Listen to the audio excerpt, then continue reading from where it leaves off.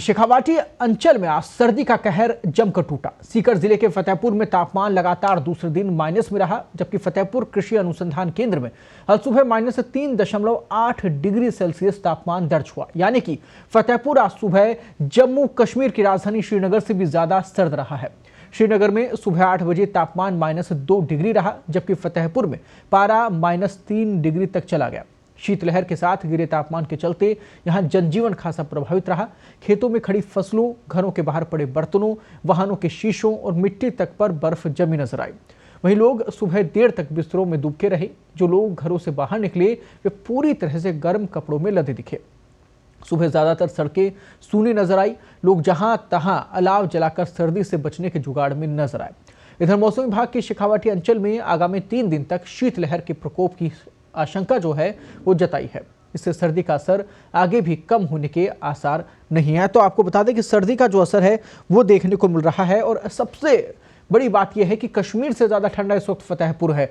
यहाँ पर -4 degree Celsius के करीब पारा पहुंच चुका है। और यहाँ सर्दी की वजह से जो ओस की बूंदें हैं वो जमने लगी है, बर्तनों में रखा पानी जमने लगा है। और ऐसा ही हाल जयपुर के जोबनेर में भी है, जहां पर -2 के आसपास का पारा है। सर्दी का असर इतना जबरदस्त वहां पर देखने को मिल रहा है कि लोगों को हाड़ कपानी वाली सर्दी के चलते सुबह से ही अलाव चलाने पड़ रहे हैं। और लोग जो है सर्दी के इस असर को कम करने के लिए तमाम इंतजाम करने में जुटे हुए हैं। पूरी खबर पर ज्यादा बातचीत के लिए सीकर से हमारे सहयोगी पूरन सिंह इस वक्त जुड़ गए हैं। पूरन, क्या कुछ स्थिति है सर्दी को लेकर? सर्दी जो है वो अपने पूरे जोर पे है। उत्तर भारत में जो बर्फबारी हुई है।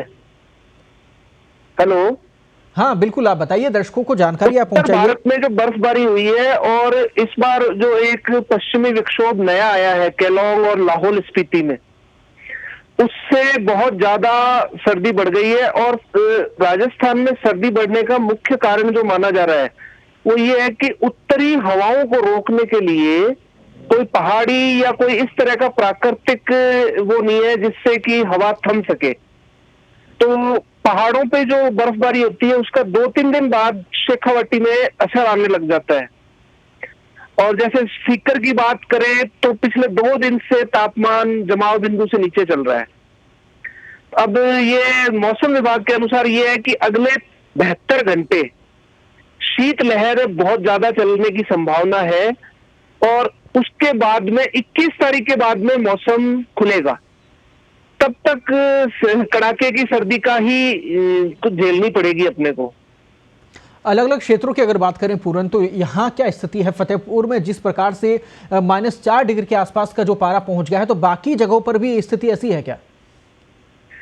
बाकी जगहों पे जहां पे पहाड़ी का वो आ रहा है, पहाड़ी हवाएं रोकने के लिए, तो वहां तो कुछ कम है, सर्दी से कुछ राहत है।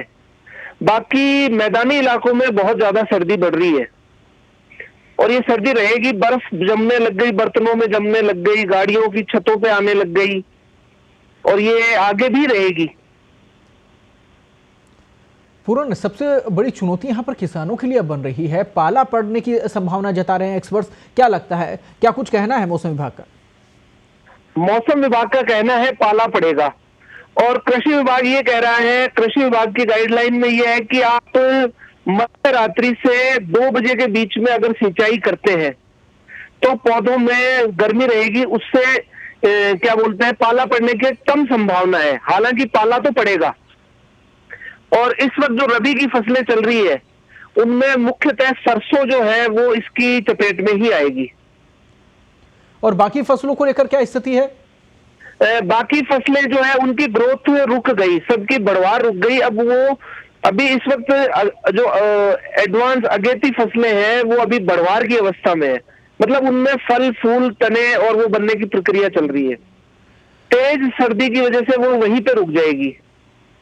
टमाटर की फसल को लेकर सामने आ रहा है कि काफी खेतों में बर्बाद हो गई। फतेहपुर की अगर प्रॉपर हम बात करें तो सीधे तौर पर वहां पर असर पड़ा। एक ही दिन में फसल को बहुत ज्यादा नुकसान हुआ है। तो क्या किसानों का क्या कहना है? किसानों से बात हुई थी तो टमाटर और जो पपीता है इन ये सबसे ज्यादा सेंसिटिव होते हैं सर्दी के प्रति। इनमें 2 से 3 साल तक पुराने पेड़ भी पपीते के जल जाते हैं। टमाटर, हरी मिर्च ये बिल्कुल नुकसान के दायरे में आई है। वस्तु स्थिति जो है वो 2-3 दिन बाद पता लग पाएगी कि कितना नुकसान हुआ है। फिलहाल जो किसान है वो बता रहे हैं 25 से 30% तो नुकसान हो चुका है।